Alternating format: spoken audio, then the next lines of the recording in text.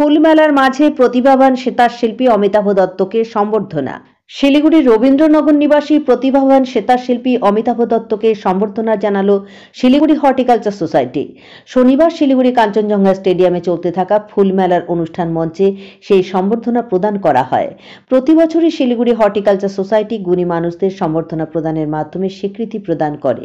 এবার বর্ষিয়ান সেতার শিল্পী অমিতাভ দত্তকে সম্বর্ধনা প্রদান করা হলো। অনুষ্ঠান মঞ্চে সেতার বাজিয়ে দর্শকদের মন জয় করে নেন অমিতাভ বাবু।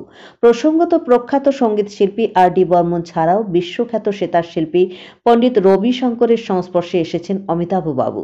তিনি মুম্বাইতেও বহু নামি দামি শিল্পীর সংস্পর্শে এসেছেন। পণ্ডিত রবি শঙ্করের কাছ থেকে তিনি সেতার শিক্ষা গ্রহণ করেছেন। মিউজিকের শিক্ষা গ্রহণ করেছেন আর.ডি. বর্মনের কাছ থেকেও। নামি দামি শিল্পীদের কাছ থেকে শিক্ষা গ্রহণ করে সেতারে নিজেকে বেশ সমৃদ্ধ করলেও কখনো প্রচারের আলোয় আসেননি অমিতাভ বাবু। নিঃশব্দে নীরবে তিনি শিলিগুড়ি রবীন্দ্রনগরের বাড়িতে এখনো সেতার সাধনায় মগ্ন থাকেন। আর্থিক কষ্ট থাকলেও তিনি কখনো তা কারো কাছে প্রকাশ করেন না। সম্প্রতি খবরের ঘণ্টায় তার প্রতিভা মেলে ধরা হয়। খবরের ঘণ্টাও তাকে তার বাড়ি গিয়ে সম্বর্ধনা প্রদান করে। তবে শনিবার শিলিগুড়ি হর্টিকালচার সোসাইটি ফুলমেলার মাঝে তাকে বড় করে অনুষ্ঠানের মাধ্যমে সম্বর্ধনা প্রদান করায় বেশ খুশি অমিতাভ বাবু।